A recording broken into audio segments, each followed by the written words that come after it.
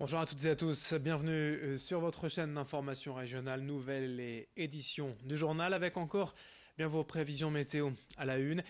Si ce lundi bien on aura encore bien sûr un temps instable et mitigé avec surtout du vent, des nuages et des pluies par endroits. Dès ce mardi, l'été semble être de retour avec du soleil puis des températures qui vont aller crescendo jusqu'en milieu de semaine. On en reparlera avec les prévisions météo complètes bien sûr juste après ce journal. L'une des conséquences d'ailleurs de cette météo plutôt difficile ces derniers jours est du vent, surtout des dégâts importants causés dans certaines cultures, notamment les champs de lin. L'heure est au bilan pour les producteurs. Après ce fort coup de vent il y a quelques jours, certains producteurs ont perdu la totalité de leur récolte annuelle.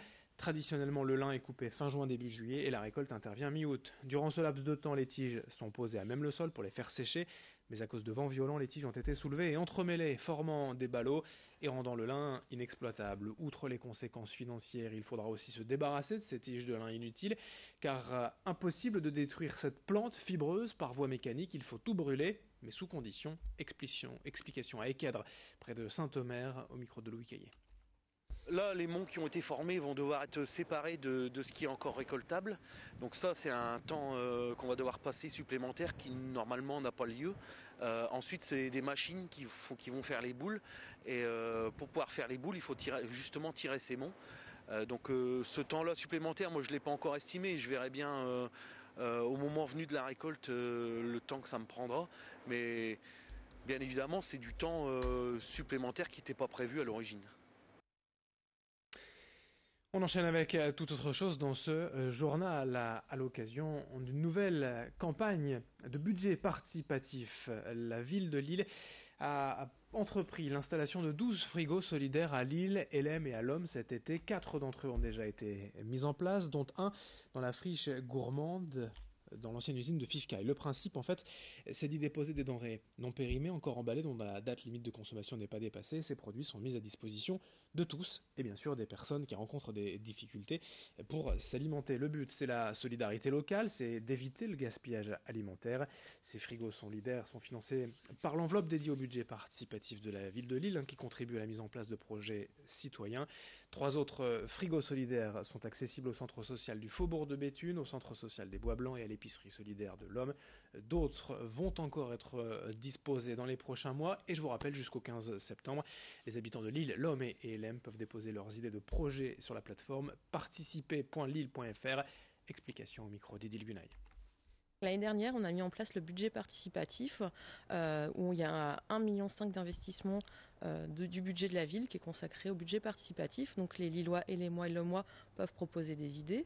Et donc ils proposent leurs idées sur une plateforme qui s'appelle participer.lille.fr. Après, les habitants vont voter sur les projets qu'ils préfèrent et les 20 projets qui ont reçu le plus de votes sont après soumis à un vote d'un jury citoyen. Et la ville s'engage à mettre en place tous ces projets. Donc l'année dernière, le conseil municipal de l'enfant a proposé cette idée de frigo solidaire et donc qui est en train d'être mis en place petit à petit. Donc l'objectif c'est d'en avoir 12, un par quartier sur l'île, un dans la ville d'Elem, un dans la ville de l'Homme, pour en arriver à un total de 12. Donc pour l'instant on en a 4 sur 12. On enchaîne avec une première dans les Hauts-de-France, l'ouverture d'ici l'été prochain à Sante d'un centre d'aquaponie, l'association de la pisciculture et du maraîchage. Concrètement, dans les bassins d'eau, on trouve des truites, des esturgeons, des écrevisses dont les excréments sont minéralisés pour les plantes et légumes qui reçoivent des nutriments. Une production en zéro déchet qui s'inscrit dans une démarche d'économie circulaire et durable 100% naturelle. À terme, ce projet représentera la plus grande surface d'Europe de culture en aquaponie avec 15 salariés sur le site. Explication et présentation de cette production novatrice au micro d'Idil Gunay. J'ai pas la prétention de dire que l'aquaponie et l'hydroponie, la bioponie, l'aéroponie, etc. vont en fait remplacer l'agriculture traditionnelle. On est juste là pour moi en fait en soutien. Ça se développe de plus en plus. Alors en Asie c'est déjà bien développé, aux États-Unis ça se développe plutôt pas mal, en Europe ça commence à se développer pas mal. Vous avez une ferme à Bruxelles, vous avez une ferme à Rotterdam, vous avez une ferme à Berlin. Après là moi, vous le voyez, c'est pas une course à l'échalote, mais on va être sur 3600 m², ce qui représente en fait à l'échelle européenne la plus grosse surface de culture en aquaponie. Donc c'est aussi un beau défi, un bel enjeu d'agriculture de transition, puisque 3600 m² en aquaponie, c'est encore du jamais vu à l'échelle européenne, donc il y a de beaux défis à relever. Et notez qu'il y a une campagne de financement participatif pour prendre part à ce projet sur la plateforme Mimosa. Mimosa, attention, avec 2 i. Autre sujet d'actualité à Lille, un conflit entre certains habitants du quartier de Bois-Blanc et les gens du voyage. Depuis un mois, ils se sont installés sur un espace vert et une aire de jeu pour enfants qui venaient tous deux d'être refaits. Après 3 semaines d'occupation, les gens du voyage avaient d'abord levé le camp le 11 août, mais sont revenus 3 jours plus tard. Les habitants se plaignent notamment des nuisances sonores, des détritus retrouvés aux abords du parc et des dégâts causés depuis leur installation. Les habitants ont certes alerté la mairie et les forces de l'ordre, mais n'auraient reçu que des fins de non-recevoir. Écoutez le témoignage anonyme d'une habitante du quartier des Bois Blancs à Lille au micro de Lucilbert Constant.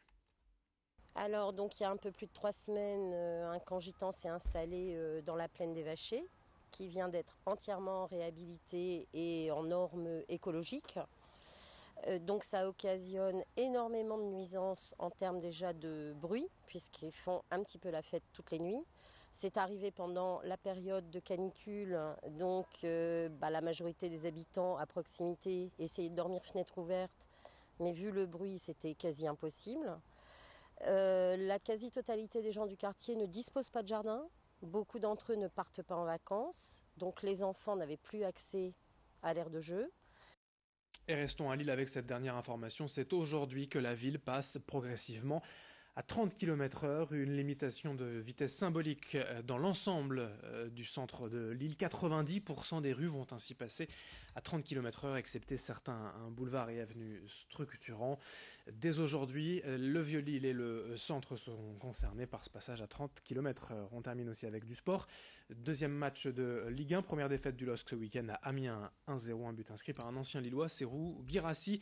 En national, tout va bien pour Dunkerque, 3 victoires en 3 matchs, la dernière vendredi à domicile 2-1 face à Béziers. En revanche, 1 point seulement pour Boulogne en 3 rencontres. Deuxième défaite déjà pour les Boulonnais à Créteil, 1-0. Fin de cette édition, à suivre dans un instant vos prévisions météo. Merci de votre fidélité.